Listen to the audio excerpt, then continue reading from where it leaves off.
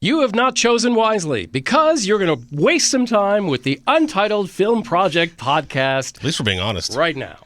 Yeah, we're self-aware, right? Wasting away here. Jeez. Today we're going to talk about several movies. One of them is a Bullet Train. Might be a movie of that title somewhere mentioned in this podcast. And we're also going to have the big question at the end, too. But we would like to kick off this Untitled Film Project Podcast with Justin Bradford's experience of going to see a movie that is personally important to him, because it's pretty cool. It is. So Easter Sunday, starring Jo Koy, stand-up comedian. This is his first real project in terms of Hollywood. We've seen him have cameos in sitcoms and things of that sort, but it is a very different take when you're a stand-up comedian to make that switch from live audience in an auditorium to being on a movie set, and you're not having hundreds or thousands of people feeding you energy to work off of. And I'll just start with that this is something that was really unique to see and to read up on, because the director, Jay Chandrasekhar, even mentioned that it was a project with Jo Koy on how to get him flowing in this to go in. You can see throughout the movie that it seems like, talking with one of my friends, Cameron Gumpy, that it feels like it was filmed in order, because you can kind of see the which is rare for those who don't know. Which is very rare, happen, because you can see the comfort level of Jo Koy. But the reason why this is so important to me is that this is the first major project in Hollywood that is featuring Filipino culture. We've seen it be in parts, brief parts, like Spider-Man No Way Home. Okay, Ned's Lola is in there, and you see certain bits of that. Tagalog is spoken for a brief period of time in there, so you see a little flash of Filipino culture. But this is obviously at the forefront of it. And then, first of all, it's a comedy, just a family comedy dealing with drama that every culture has, family drama, but you sprinkle in so much of what's just known as Filipino drama or historically Filipino culture into this comedy featuring Jo Koy, who is, I don't want to say a struggling stand-up comedian. He's had a commercial through Budweiser Zero with a tagline, and that's what everybody knows him as. But he's trying to make it big by getting a role in a sitcom, whether it's a side gig or a main gig in a sitcom. So he's battling those types of things and having a family. He's divorced from his wife. His wife is married to someone that is a professional athlete. I don't want to ruin it because it's a really nice little play here that applies to all three of us in this room on what sport that is. And then dealing with managing those expectations, and then just hilarity ensues and everything. I will say the experience for me in going to the screening, I had to go to Atlanta. I'm in Nashville, for those of you that don't know. So driving 4 hours to go to the screening because I was the only city in the entire region that was hosting a screening of this. But you footed your whole bill for this. Oh, yeah. You took time off work, and you wanted. It was very important to you personally to go down for this. To go to a screening only 2 days in advance. That's great. Before, but that's how much it meant to me, was to go see it early so I could just soak it in. Love that. And then see it a second time with friends and wife afterwards, so I could just who are white. Who are white? Yes. Just want to make sure that's clear for everybody. But we are on the radio. But it's a great point that you should bring it up so that people know where you're coming from. Yes. And I think a lot of us that are white don't fully appreciate when another culture finally gets its big screen moment and attention. So you got to have that with Easter Sunday, the movie. I did. And in the audience, which was fantastic to me, was an audience in the screening that was, 85% Asian. Okay. And out of that, Atlanta has a huge Asian population. No, sure, but I didn't know if that was a target for the. That's why. Absolutely. And then because this was a public screening as well, so it was a media screening plus one of those promotional screenings. You know, when radio stations do giveaways for free passes, things like that. And then within that, it was probably at least of that 80-something%, at least 90% of those Asians in there were Filipino. Okay. So I heard Tagalog being spoken so much standing in line. That's cool. And then they even had a Filipino bakery there doing a giveaway with raffle. Neat. I love how the community comes together. Things like this embraces a thing. Oh yeah. And then all huddles around that thing to all celebrate / also make money. That's really absolutely. Yeah, of course. Capitalism. It can be both, people. Yes. It can be both. So and hearing the reactions throughout the movie was important to me, because you could tell which bits of humor were very much only if you're a Filipino and grew up in that culture, or you knew someone very closely and have experienced their family life, are you going to get this joke? Yeah, it's going to strike a chord so hard with certain people. On the flip side of that, part of the premise of this film is that Jo Koy's son is a quarter Filipino because Jo Koy's ex-wife is white. Yes. But his son doesn't really know much about Filipino culture because they live in LA, whereas Joe's family is outside San Francisco, in Daly City, which is a very well-known Filipino suburb of San Francisco. So they did very well in terms of the research of that. And so a lot of this movie is teaching the son about Filipino cultures and jokes and how to understand those, which is very helpful for a non-Filipino audience watching this film to not be like, well, what's the joke? So they're bringing you in by explaining it to the son. Exactly, and that's how they address how to get the jokes. Which is a method that a lot of movies use, where they'll have some sort of idiot comic relief character who doesn't know, right? National Treasure is a great example, right? Sure. They have the scientist around, whatever, and he's kind of like, what does that mean? And then the two main characters are able to educate him, but also educate the audience. But in this particular case, I don't feel like, and again, I haven't seen it, but it doesn't feel like forced to me. No. This feels like a natural way that you would explain something. It's more of how do you not know this? Well, we need to teach you. As opposed to, why is the scientist here who doesn't know that, the Charlotte is buried in a lot.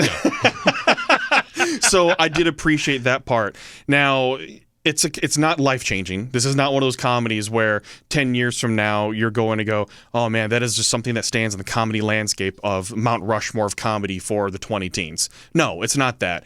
But to me, it meant so much more because of what it's introducing to main Hollywood, which is Filipino culture. And for those of you that don't know, take this time to educate as well too. There is a huge mesh of cultures within the Philippines. And the Philippines itself is a melting pot. I mean, we consider America a melting pot because of all the different people that have immigrated to America from Europe, Asia, Latin America, Africa, everything, right? The Philippines itself is a melting pot of culture because there's even the joke in there where it's like, we survived the Spanish, we survived the Japanese, we survived the Americans, we survived Bitcoin, we're going to survive this. And it's all the influences there. Because the Spanish influence is so heavy on Filipino culture that for those of you listening that have a Latin background, there's a reason why there's Spanish last names in the Philippines. There's Gutierrez, San Martinez, all those types of things are in the Philippines because of Magellan. I mean, it all comes back to Magellan and that influence there. And then you mix in other Asian culture like Chinese and Japanese that have infiltrated before, and then plus American culture because there's American words mixed in with Tagalog in that language because they just didn't have a word for it, so that's English. All right, I'm going to ask you right now to give us some words. Oh, gosh. Anything. One, I'm sure you know swear words. Well, actually, no, I really don't focus on Usually that. that's the first one anybody ever asked. He was brought up in a very... nice, respectful home. So what happened? I'm sure. The second he got out, all hell broke loose. Magundaga is beautiful. Okay. It's my wife's name. Try to use that in your everyday conversations today. Yeah, and there's little things for so Rice Krispies. Okay. That's hold on. I'm going to say the word for that. Sorry. Because they talk about certain foods within the movie too. So pinipig or Rice Krispies. Pinipig? Pinipig. So a lot of times it's used in different baked goods or drinks, things like that. If you want that extra, snap, crackle, pop, it's pinipig. Pinipig. So little things right there. Do the Rice Krispie cereal boxes say pinipig on them in the Philippines? I do not know about that one. I'm just no. So there's also a dessert that's featured in there called Halo Halo. That literally stands for mix mix. This is what Halo Halo stands for. It is made with shaved ice and sweet red beans and coconut, young coconut, ube, ice cream, leche flan, which is obviously a version of flan that you see in Latin cultures as well. So it's all there. All different types of things. And you literally just mix it up, and that's the dessert. Like mix. Okay. So that's another thing there. So like I was saying, it's not a life-changing film. It was enjoyable to me. I laughed a lot. The problem that I have is that, one, if you didn't already know, the movie bombed in opening weekend. $5.3 million. The budget was $17. Okay, but it's up against the movie we're going to talk about, which is Bullet Train. So but that's not really fair. Well, it's fair to me because they did not put enough marketing budget behind this as a comedy. That's fair. Because Jo Koy is an international star stand-up comedian. Right. Multiple Multiple specials, selling out not just auditoriums but arenas and everywhere. Mm-hmm. There wasn't enough marketing behind this to make people just aware of it. I understand you're going to have your target areas. Like, this movie's going to do well in Southern California and the Bay. It's going to do well. The big pockets. Yeah, it's going to do well in New York, Chicago, Atlanta, parts of Florida, where Toronto. you have Toronto. It's going to do well in those Vancouver. pockets, and maybe there was more. Yes, maybe there was more marketing dollars being spent there, but nationwide, there wasn't much marketing behind this. And granted, it's not going to take much to make up the $17 million in this, because you think worldwide what it's going to get. Yeah. Especially if they're in those big cities, they're making money. Yeah, in the Philippines and in those other big cities. And then once it gets to streaming, it's more than going to make up for that. But I wanted to obviously be bigger because of how much it personally means to me. True. And it is going up against a movie with some big time names associated with it. But those are two completely separate types of movies. They are. Yeah. And one of the problems, one of the things we've seen studios do now, we're not seeing many comedies being released in movie theaters. Not much at all. No, your action movies, your superhero movies, horror, things that drive people you to the have theater. to see on the big screen Exactly. with big sound. You have to see it. You have to feel it and experience it. Is this something that people are going to pay $13 for? Probably not. A-list with AMC. I'm going next week. It doesn't cost anything It's more to A-list, go do sure. it. So overall, I really want people to go see this, to experience Filipino culture, and then to ask me questions about what do they mean by this. Okay. There's so many little things that childhood trauma that I experienced. I was like, oh God, this reminds me too much. Karaoke's huge. And bad karaoke is big with the Filipino culture of singing until 2, 3 in the morning. You don't have to be on key whatsoever, which drives me nuts, and I'm sure both of you the same, being in the I music work for a music industry. organization. Exactly. Yes, it would It's like, bother me. oh dear God. Well, they completely hyped that up. Manny Pacquiao is hugely referenced in this as well. There's some great cameos in this film too that just make you go and laugh. Like, the reviews that are bombing it frustrate me, because there's one that I read, it's like, I didn't laugh once during this. I'm like, bro, even in the worst comedy movie that I've seen, I've at least giggled or laughed once, even in the worst ones, even if it's laughing at it. But to say Have you seen stood Space there, Invaders? Because but to be just completely stoic during this, there are some moments that I can't imagine somebody, unless they came in with negative connotations, like, I'm not going to like this, to not enjoy it. Just sit back and enjoy comedy. It's stupid. It's a stupid comedy. What do you expect? okay, I have a question. Yes, hit Jimmy me. got his one question in earlier. I'm getting my question in. Laughter is contagious, as we all know in the movie theater. We love good laughter. Thor, if you go see it in a full house, it's for hilarious. sure. If you go see it kind Totally of by yourself, it's funny, but not the same, right? Okay, so laughter is contagious for comedy movies. You mentioned that 90% of the 80% Asian was Filipino in your crowd.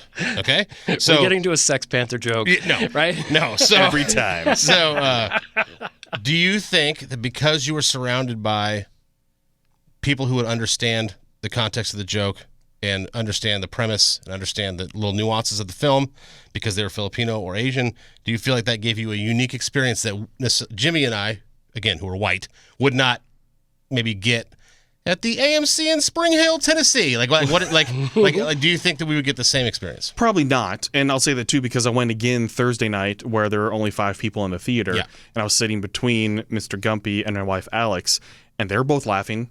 And I was laughing again at the second time seeing it. Great. That's great. So That's a good sign. That's what I want to. That's what the point I'm trying to make with this too, is that yes, there's Filipino culture, but the jokes in there are jokes within themselves. Like, it's people are They're going to be able to universal. relate. The Yeah, they're angle is universal. Filipino, but the content is Yes. universal. And the things you may not understand can easily be explained, whether it's throughout the movie, they'll be explained with context clues, or you can ask somebody else, but it's not going to be vital for you to understand the joke. It's family drama. That's the base of this, is family drama, and moms putting too much pressure on an immigrant family, which lots of people can relate to that, of being first generation. Any descent. Yes, of any descent. That's what's important here. So I think they could have done better with the marketing behind this. Is, yes, it's been put on that, but even the marketing with the poster of Jo Koy, you have hands coming in, pulling at him, but it's not even enough to where it feels like he's being pulled in multiple directions. But it says home is where the crazy is. I don't think that's enough of a tagline to sell people on this. I think you have to sell that everyone knows family drama when you bring in people, your titas, your titos, your lolas, everyone, you bring them in. That's aunt, uncles, and grandmas. When you bring them in, drama's just going to ensue no matter what your background is. Not everyone is going to be 100% on board with every single topic of conversation. Right. I think they could have done way better in marketing this, because they did so much right with representing Filipino culture in this, that it didn't come through with saying, this is Filipino culture, but everyone's going to relate. As a tremendous stand-up comedy fan, as you both know that I am, Yes. My knee-jerk reaction, I have no basis for this whatsoever factually, but my knee-jerk reaction and speculation here is that they relied so much on Jo Koy himself, his tremendous following, right? Like his Twitter following, Instagram following, Facebook, all that stuff, his social media following to get the word out. Yeah. And that's a recipe for disaster if you put all your eggs in one basket, even if it's as big as Jo Koy. Marketers need to market. You'll never grow it. Right. Beyond the people who are already on board. Correct. Yes. That's right. 100%. Marketers need to market. Get people that know how to market things to come in there that have marketed things that represent people of color in films before. Do that. I mean, there's so many great examples. I mean, even Turning Red, not long ago from Pixar, was really kind of a similar example of like, I've got to explain our culture to this child that's not growing up there. I mean, all the way back to My Big Fat Greek Wedding. Yeah, yeah. You bring people in, you show them the silly, crazy, fun side and cultural references, and the rest is relatable. It is. It absolutely is. So that's why it's important to me for people to experience it, and I want to talk about it. So please go watch it. Go give it some support. Learn about the culture. Go eat Filipino food wherever you're at. No, you lost me there. There's stuff that you will eat. Is there really? I would be all over it. There's stuff you eat anything. I eat nothing. That's what I'm trying to tell you. I love how Brover is like, you lost me there. Well, you don't even know what it is. Go eat some Filipino food. That's scary for a picky eater, my friend. It's not scary. I'm not going to take you in and make you eat dinuguan. That's pork with pork. You're right. Because I don't know what that is, so I'm not eating it. Jeremy Gover's a chicken fingers and sketty. Pizza, burgers. But burgers plain. Yeah, you throw some cheese and bacon on there, but yeah, plain for sure. But still, that's all cool. right. So, all kidding aside, Bradford, what's your score on this movie? 7.5.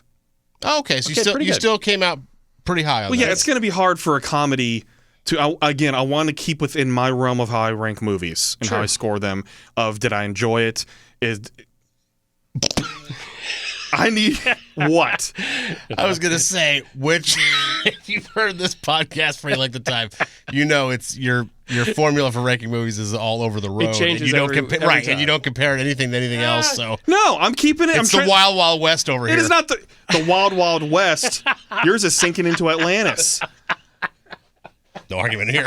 Jeez. No, 7.5, and the reason is because I enjoyed it as a comedy, but it's going to be really difficult for a comedy to be in the upper echelon of films for me. Yes. Just because of the quality behind it, writing, things like that. What puts it so high is just the personal connection and the cultural representation of this. Because if you watch my immediate reaction video, there was an embargo on this, so I couldn't post immediate review. Yeah. But I started crying. Like, it hit me afterwards of... I was just able to relate so much, like actually relate to things that I saw on the big screen for the first time. Really relate, not just like, oh yeah, well something similar like that has happened in my household. No, that has actually happened exactly that way. I was supposed to be an engineer. Like, it's predetermined. Like, for a lot of Asian families, especially when they immigrate, it's predetermined what you're supposed to be. Right. Doctor, nurse, engineer, something like that. Not, stand-up comedian or works for a nonprofit or got a theater degree like hosting me. a stupid podcast. Right. So, but for those who wonder, like, and kind of push back on why representation matters, you hear the kind of representation matters, and there's a faction of the population that's like, oh, please. This is why. We have a brother of ours right here who got emotional talking about a movie that has to do with his culture because it's the first time he's really seen that on the silver screen, and I think that's extremely powerful. I love you, man. Right. Thank you. I appreciate that much. Yeah, exactly. All right, it's time to get to the bigger budget action film. On the bill for today's podcast, Brad Pitt plays a goofy and unlucky hitman whose mission is to steal an attaché case while on a 320-mile-per-hour bullet train speeding through modern Japan, and a slew of other bizarre, off-the-wall assassins that double-cross each other constantly create a spectacularly explosive, gory ride on Bullet Train. And Bullet Train. Get it? It's a joke. There's lots of bullets flying. Wow, Jimothy. Did I give a little foreshadowing? Just a few. Maybe just a little. A few foreshadowing licks right there. Supposed to be a description. Dear God. Gover. Yes. I want to know Gover first because... I didn't mean to. Well, and here's why I want to know Gover's first, because... If you follow me on social media, I tend to post some quick reviews of movies that I see. You could save those for the podcast, but I guess we're going to go ahead. No. No, because I'm doing my job. By doing that, thank you, MCFCA, for giving me access to be able to do my job. But I want to hear Gover's because this sassafras commented on my Facebook with eye roll emoji, already prepping of what kind of crap is going to spew out of his mouth when we start talking about this film. And it's probably something like, I just didn't get it. This movie tried way too hard. Okay? It tried hard to be Kill Bill. It tried hard to be Deadpool. Yep. It tried hard to be Ocean's 11. And it tried hard to be Fight Club. And it ended up being none of those things. Because it's Bullet Train. I'm going to pretend you didn't say that. When a movie pretends to be something and it fails to be anything, then it's nothing. It didn't accomplish any of those goals. There were don't get me wrong. There were moments in it that were funny. There were moments that had really good action in it. There were moments I applauded the effort to weave the plot in and out like a giant tapestry. We've talked about this on the phone. I'm a thinking man. I go see a movie. I like to see a think about that was really cool. 3,000 thread count. Yes. Egyptian bed sheets. Yes. There was a lot to try to tie together. There was. So I applaud the effort. But for me, at the end of the day, I left the theater thinking, meh. Okay. There's an initial take. I think Jim needs to go next. I did a lot of talking already, so Jim needs to go next. All right. This candy-coated, covered in lacquer, self-satisfied, smirking movie Already amazing. Wow. Was so tedious. It tried so hard. And there are some action movies that, and this is one of them, that they try so hard to top the action of the previous scene, which was only 10 seconds before it, because it is nonstop action. It is explosive. It is gory. It is wild. That, like, every time you do that and you don't give any a breath to the audience, you make it tiresome because none of that means anything. Brad Pitt, he's going to make it to the end of the movie. So, like, how crazy do you have to keep upping it? And it seems like the more you're doing it, the more you're trying. This movie got trying. Bradford. I really liked it. Let's give it to Mikey. He likes everything. I enjoyed it. I enjoyed the try-heartedness. I enjoyed the action sequences. I enjoyed the comedic moments, especially between Tangerine and Lemon. I enjoyed that was really good. Actually. Like, I was laughing out loud, and I wasn't the only one in my theater. There were people that were really enjoying this film when it was either the gory sequences, the action sequences, or the randomness of how somebody would die. Like actual reactions, but mostly it was the comedic parts because I think they were timed pretty well. And in terms of the chemistry between the cast, whether you enjoy the movie or not, I think they casted it pretty well for the chemistry especially reasons. Between the twins, played by Aaron Taylor Johnson and Brian Tyree Henry. They had some chemistry. I did enjoy that. I think that was probably the best chemistry. I agree. Agreed, because they were the comedic relief. They reminded me of the Condors in Jungle Book, or what the two henchmen in 101 Dalmatians. Kind of thing, but a little bit smarter, obviously. They were the comedic relief, but they served a purpose. They served 100% served a purpose. That's a huge difference in some movies. The comedic relief is just there to be comedic relief. I mean, and I like how it all came together in the end. I'm good with it because I think the reason for me, after seeing something where I was emotionally connected to it, this was a good popcorn brain turn off movie for me. So what I'm influenced by is that it went from a comedy that I enjoyed, but I was personally connected to so much emotionally. Meaning Easter Sunday, to come into this where it's just like, it was more than I expected. I expected less in terms of action from the film. I know the trailer showed a lot of it, but I wasn't aware there's going to be this many assassins in one train going through all these different backstabbing ways. I like those little twists and turns. Even if they were predictable, I still liked it because the cameos, dear God, spoiler alert. There's a lot of them. Don't give it. No. Okay. What I mean, we're a movie review podcast. All right, go ahead. When they flashed Ryan Mother effing Reynolds on the screen for all of 3 seconds, I lost my crap. I lost it because that was the perfect little cameo. He didn't have to do anything. And I was like, they get a bonus point just for that. Like I like the self-awareness of that because they knew an audience would react to Ryan Reynolds. What? I think it's kind of cheap movie making. Those are cheap thrills they bought at the novelty store. But I'm good with cheap thrills sometimes. Yeah. And I like this because the action sequences reminded me a lot of Sherlock Holmes with did they not? No. The different camera angles and perspectives. Robert Downey Jr. All right. Yeah, Robert Downey Jr., Guy Ritchie. Yes, those things. And Sorry, plus, the director of this did Deadpool. Right. So there's that. He did Fast and Furious, Hobbs and Shaw. You know, when a musical artist has a huge hit single, they do try to redo it. It usually never works. So he can have Deadpool all he wants. Deadpool is a freaking awesome movie. He did Deadpool 2, by the way. Whatever. Deadpool 2 is still hilarious. Yeah, it's still great. This movie, I'm just saying, it has a 7.5 in IMDb. That's okay with me. Again, it's not blowing me away, but I was just good with it as an action movie, and I enjoyed the comedic action. I enjoyed Brad Pitt playing a role that's a little different than what we've seen Brad Pitt, but I like seeing him in some of these roles that add comedic relief. For him to actually have some comedy into the action sequences, and that's why I enjoyed it. And the flashbacks, I like those little flashbacks, and even at the very end of the movie where it's like 10 minutes earlier, I like those types of things, and that's a personal preference of mine. That's why I hard to be Tarantino. But I do not like mentioned Tarantino. Kill Bill on my list. Yes. Except I do not like Tarantino. So I don't give him a blank check either. Wait a minute. We've talked about this before. He's 50-50 in my book. His crap. movies. Okay. That's a whole other show. Carry on. Yes, it is. I'm hitting the pause button. You can go kiss Tarantino's feet. Nope. I'll rub some dirt on him. No, he likes other people's feet. Oh, jeez. And we went there. Let's get back on track. Okay. Bullet Train.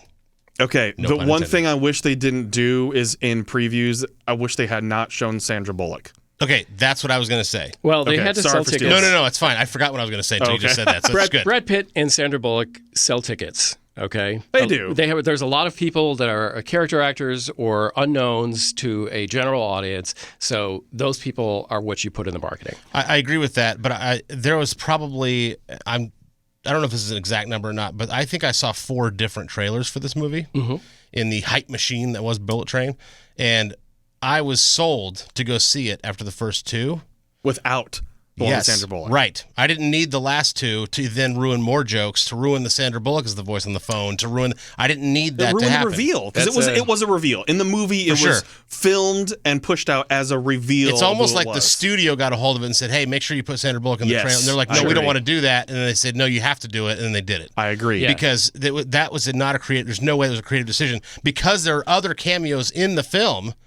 That would have been a great one at the end. Sure. But instead, we knew she was in it because they put it in the trailer. Which is a problem we've talked about on the podcast a lot, which is, film trailers are quite often a disservice to the movie because they either tell you too much or they tell the story poorly.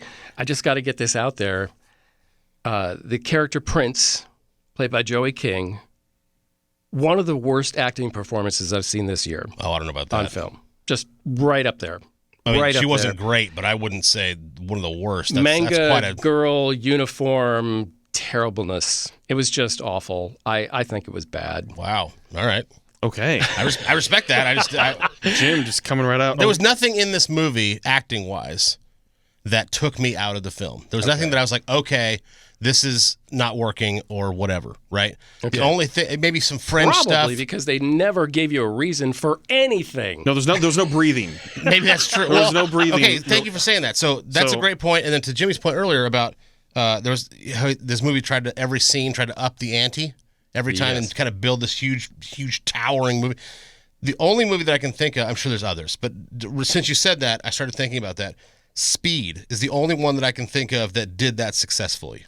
Especially for the time period. Yeah, it upped itself every other scene or whatever, and you're like, whoa, and you how start are they going to get that eyes. Whoa, how are they going to beat what? Like, it was just this, amazing. How did they jump where there wasn't a ramp?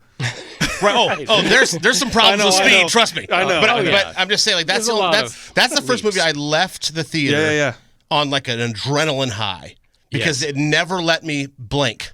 And when you think it's done, it's not. Right. That's right. Sure. So that's my point. So maybe I'll add that to the list. It tried to be Speed 2. Not Speed 2. If it tried to be Speed also. I'm going to say... Definitely did not try to be Speed 2. It successfully got to be Speed 2. Jeez. The movie where the boat can't stop. So interesting enough, too, I think you can tell movies in general right now, we are going to the downturn. Obviously, the summer movie season is coming to a close. That's correct. The next big ones aren't going to be Black Adam, which I'm curious about that one. Sure and then Wakanda Forever, which is, that is my next big one. It's a monster movie. So if there's a movie I cannot wait for in the next 5 years, that's it. So it makes me wonder, because you think about how these movies reacted. This didn't even draw as much as they were hoping for an opening weekend. No. It was Even with the star power. What was the opening weekend? Do you know? It's like 50 million? No, it's less than that. 40-something million? It's $117 million budget or something? Yeah. They might not make it. As of this They'll make is it almost worldwide. the end of the weekend, and they're projecting a little over 30. Okay. Very disappointing return on Bullet Train. Which explains why they put out 4 trailers and have blasted it everywhere on social media. But I think once it really hits international markets, it'll probably do okay. It'll make its money. Well, they definitely did that. I mean, you have. This is based on a Japanese novel. Yeah. Right. And you have representation from around the world, Which is great. Which is always great, and is always smart marketing, right? For a Bad money. worldwide Right. audience, you're going to Getting make money in there. a lot of different places if you've got people represented in this movie. So you have, Brad Pitt and Sandra Bullock, which is kind of like the white part of it, and then you have a very international cast. So I have no doubt this money will be made in other parts of the world. But it won't be as easy as they thought. No.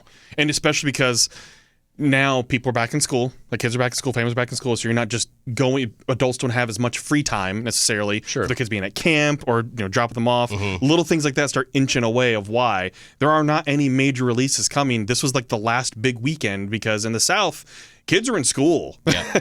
North has some time. My kid starts school on Monday. Yeah, Sure. so this And was there's- definitely the last big action movie Yeah. until you get to the holiday season or Black Adam being stuck in October. They chose that is where strategically. Oh, yeah. Hollywood is gonna take away the loud thunder boomy movies, and we're gonna see some more character based, maybe a little more, in my taste, a little more developed, rich dramas, maybe some comedies that are going to be under the radar. So this is where I think you find hidden gems now that all the big movies have taken their place on the stage and are now just ushering out of the theater. Oh, just I want to throw something out there.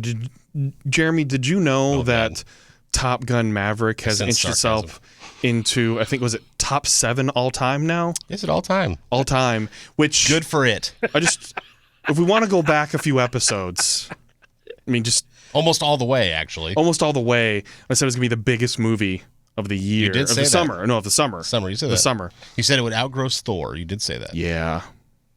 Where let is that it in sit one. comparison with Well, Thor? you can let it sit all you want. If Like I over double. if I recall, I immediately backed off when you educated. You did, yes. When Yeah, I immediately backed off Oh, when I you then educated. when you. I immediately backed off when you kind of leaned into the fact that like that's Marvel movie people. Top Gun is for everybody. I had to that made get it in. perfect sense, and I was like, okay, you may be right. It's, had to get in. it was not pretty. A lot of people have noted in comments to me that I am a little bit of the chaperone occasionally. When you two are going at it, I either separate you or I pour gasoline on the fire. Mostly gasoline. That's your job, though. Yeah, pretty much. But when Mr. Bradford said, Justin, you said this movie was going to be the biggest movie this summer, Top Gun, and Jeremy K. Gover, you fought right back, and then by the time it was done, you were in the corner, and he was submitted. holding a rolled-up newspaper over your head, and you were cowering. So, I mean, that had been settled by the end of that podcast. Because I just want to give an update on I the have number. strong opinions about a lot of things, but I'm also, but I know, shocker. But I also am no stranger to admitting when I'm wrong. Absolutely. And if you can, and I'm always going to listen. So when you said right after that, hey, Thor's for Marvel movie fans are very excited, but then overall Top Gun's for, and it was like, okay. And it's still making money. Like, that's what's shocking. It was is. Released in May. Yeah. It Still is here. August. And it's kicking. still making I money. still have people telling me that it is in their plans to see it within the week or so I mean, before like it leaves $8 million theater. Yeah. this past weekend. $8 million. $8 million. Did it outdo Easter Sunday? Yes. Wow. Easter Sunday, I think, ranked 7th for the weekend. Yeah. But that was the big update because it surpassed some other movie to jump into, I think, 7th all time now. Do we want to get to scores? I think we should. Yep. It's time to put some numbers down on Bullet Train. Bullet Train. Bradford, why don't you go first since you loved it so much? I didn't love it so much. I just enjoyed I it. think you want to marry. I liked it. 6.5. Preferred bullet trees. 6.5. Okay. 6.5. Oh, all right. Okay. That's a respectable score. Well, that's what I liked it, but I'm not like about it. I respect you. I came for out and was giving like, it a I enjoyed 6.5. that time. It was a fun time. Okay. Yeah. But it's not like, again, it's not a life-changing action movie. I'm probably not going to watch it again. I just enjoyed there's the little cameos, the comedy, the chemistry between Tangerine and Lemon, Thomas the Tank Engine references. Like I would laugh every time because I grew up watching that as well. So again, a personal connection. I enjoyed the comedic factor more than anything else, and I did like the cinematography. Even if it was trying too hard, I still liked it. But 6.5 to be fair. All right, Jimmy. Okay. Just like Brad Pitt says in the movie, I just want to get off this train and go see a Zen garden. I would rather go see a bunch of rocks sitting on the ground. This movie just tried so hard, and all the points for this score I'm about to give, I think are going to go to special effects, editing, and I think a very difficult place to film a movie, which is inside of a cigar tube. I have to give them full marks for that. So I am giving all of those chips to those people, and I'm giving this movie a 5. Okay. And it's only for them. Nobody else gets it. You've had yours. All right, Jeremy K. Gover, your score for Bullet Train. All right, like I said, tried too hard to be multiple different films, and we've even discovered another one, Speed. So we're gonna. I didn't mind the acting in it. I didn't mind the performances. I did not mind the action necessarily. I had a few nitpicky things that I would have with anything, which is that if it's supposed to be going 200-something miles an hour, or whatever the bullet train goes, it certainly didn't look like that. It looked like a regular moving train in the background at times, and I'm like, Not in America. well, Trains don't move that fast. Well, I've been on trains that go 80, and that's what it looked like outside. It did not look, the background window scenes did not look good. There's other things, there's I can go on and on and on. The point is that my grade is a 4. I wanted to beat you. Yeah, well, you did. I wanted to be the lowest score in the group. No, Gover's more tough on that when it comes to scores. I was more generous. He will happily hand out a low score. Okay. I enjoyed like I said, the acting. I enjoyed the performances. I enjoyed the unique ways of killing people. I love that. Like John Wick. That's what I love about John Wick movies. When he took there was a hook that went through a guy's. He swung a hook like an anchor almost, like through a guy's neck, came out his forehead. That was good stuff. Like unique ways to kill people is always fun for me. That's good stuff. But the movie itself tried so hard to be something else. I couldn't handle it. I walked out not a fan. So I'm going 4. Oh, that's great. That is great. And now let's get to our question of the week. And this was a fun one because I wanted to especially get responses on Twitter because we're all 3 dudes.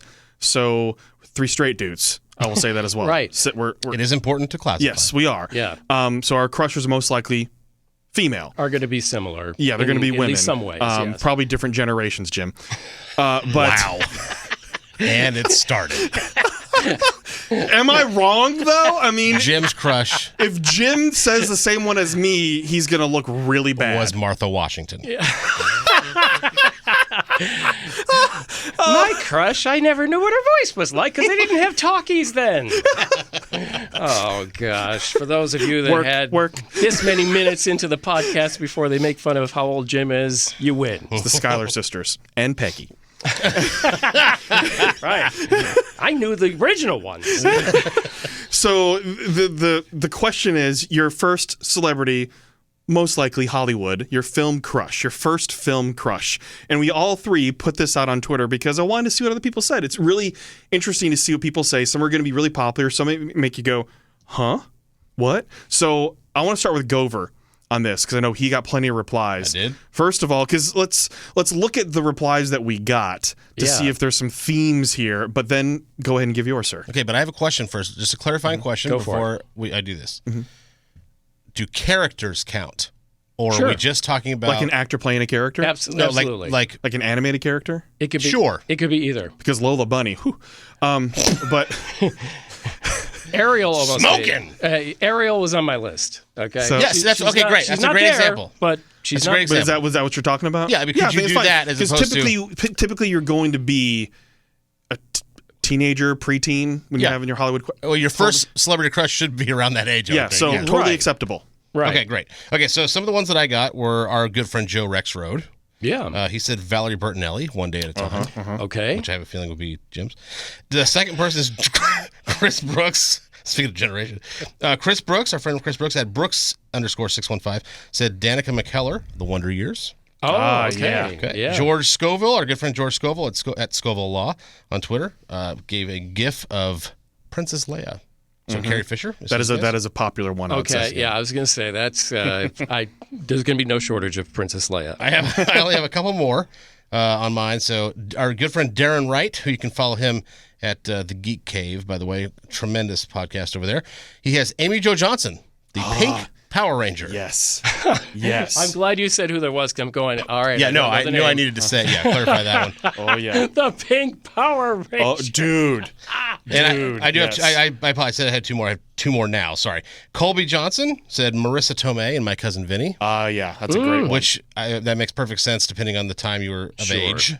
And You then would Skylock. yes, and then Jenny Carter, our friend Jenny Carter, said John Travolta from I think Welcome Back, Kotter time. I believe is when when the Okay. Early. but yeah, John. early So on. good yeah. variety too, because a couple different generations. Yeah, for sure. In there as well. We also had Elvira mentioned, Farrah Fawcett, the huge, right? But those I thought right. were unique enough to mention. So. Okay, now All right. what's yours? Oh, mine. My first celebrity crush, to the point where I wrote a letter to her Ooh. on set, which never got answered, by the way. But that's not the point. Was Candace Cameron of Full House. She played DJ in Full House. Yes. And Now that was Candace Cameron Bure. Candace Cameron Bure, right? Right. And so that was my first celebrity crush. Was it Full House that?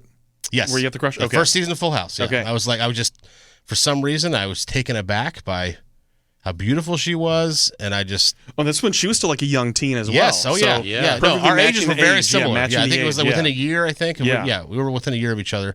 We were we're still the same age. It's not. Yeah. So we were a year within a year of each other. But Candace Cameron was my DJ of Full House was my first. DJ, all celebrity right.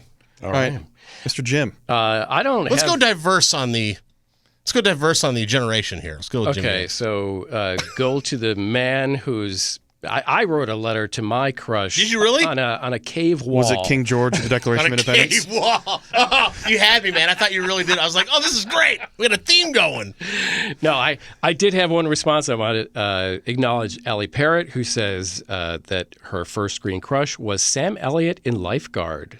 She said, Oh, so dreamy. I have pined for him ever since. pined. Oh. Great word. Oh, yes. We don't use that enough. Yes, and she said it in a low, sulky. I bet she did. Yeah. I mean, Monty Python used it when they're talking about the dead parrot. He's pining for the fjords. Right, but still old, though. See, we don't use it anymore. Yes, that's true. All right, so I am going to go old, and this is from a terrible show, but I watched anyway because of her. Sure, that happens. And I also was starved for sci-fi television because I'm not going to go the regular Princess Leia. We all loved her. She was wonderful. But because they realized sci-fi was popular, they brought Buck Rogers in the 25th century to theaters and then the TV show. And Aaron Gray, who plays his modern sidekick, always wore a purple or the white uniform that was so form-fitting and so formed many, many thoughts and hormones I in can my see body. that. I can see that because that suit alone Yeah. Yeah. would be, for like a 10, 11, 12, 13-year-old, Yes. what would be like, whoa. It's like, no, Yeah. this is better than the Describe what happened drawings. here. Jim was just readjusting his hair over the forehead, just brushing his hair back as he's saying that. Just want to give you a visual. Maybe like if you need a frame of reference and you're still in sci-fi, 7 of 9 on Star Trek: The Next Generation. The fact that she wore a very, very tight uniform and was able to wear it well is it just makes an impression. Okay, that's fair. I like that one. That's a good one. Justin All right. Bradford. So plenty of replies here, and they're kind of all over the board, which I absolutely love. Yes. Let's see. This is a Wild Side with Eric Clark, said Ginger Grant and Dorothy Hamill.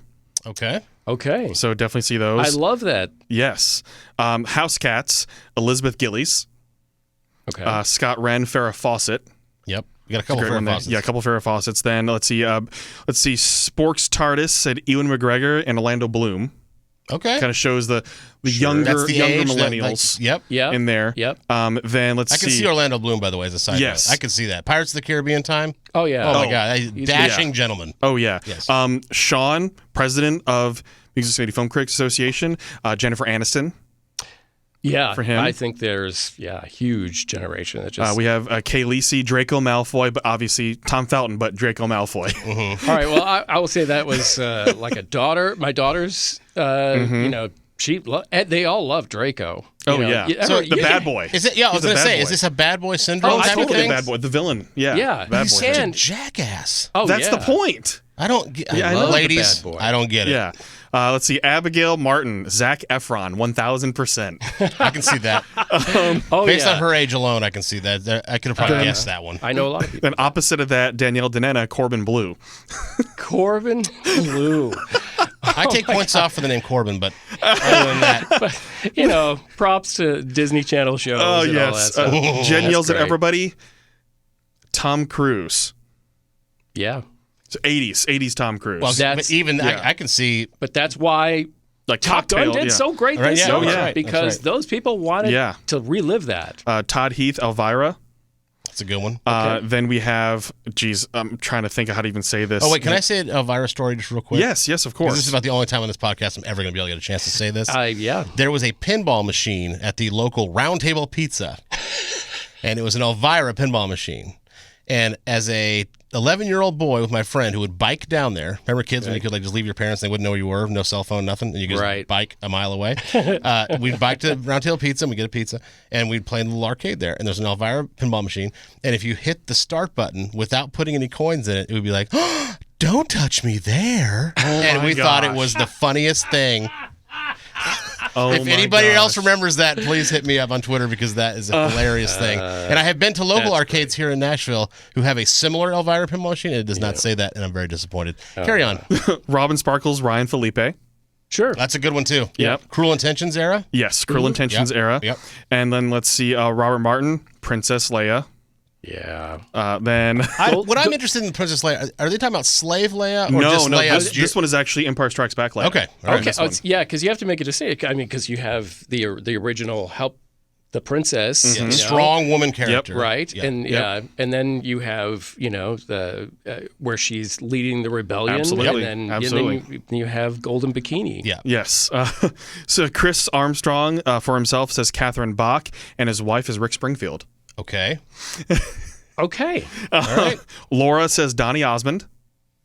I can Okay. see that. Now Totally see that I in see that, that back in the era day, for yep. sure. Yeah. Yep. I mean, you think that I made old And let's references. see, NHL Goalite says Cheryl Ladd, Kate Jackson, and Jacqueline Smith, three-way tie.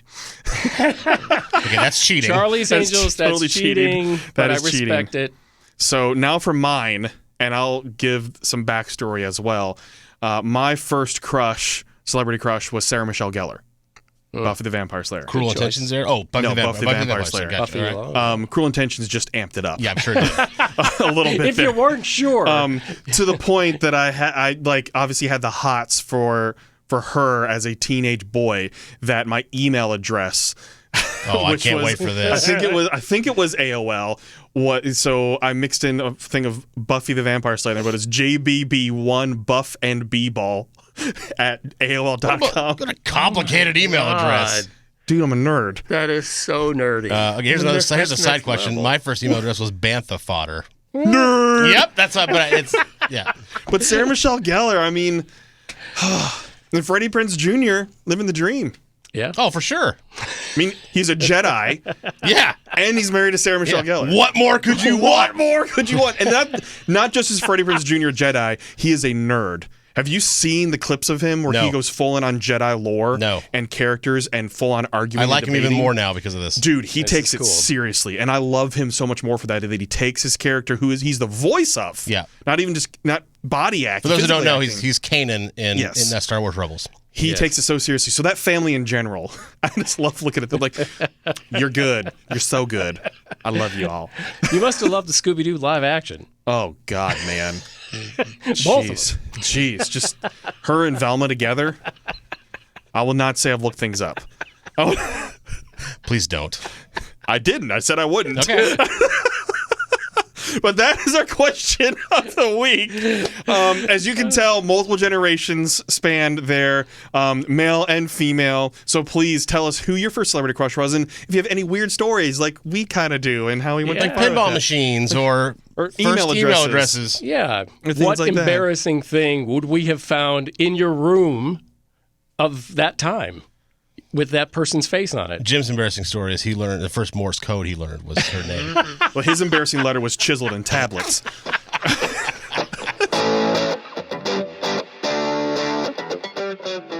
This has been the Untitled Film Project Podcast with Justin Bradford, Jeremy K. Gover, and I am Jim Chandler. We love interacting with you. Today we've talked about the movie Easter Sunday. We've also shot a few bullets at the bullet train. And Well said. Also had some good times laughing about our early crushes. Any of that you want to comment on?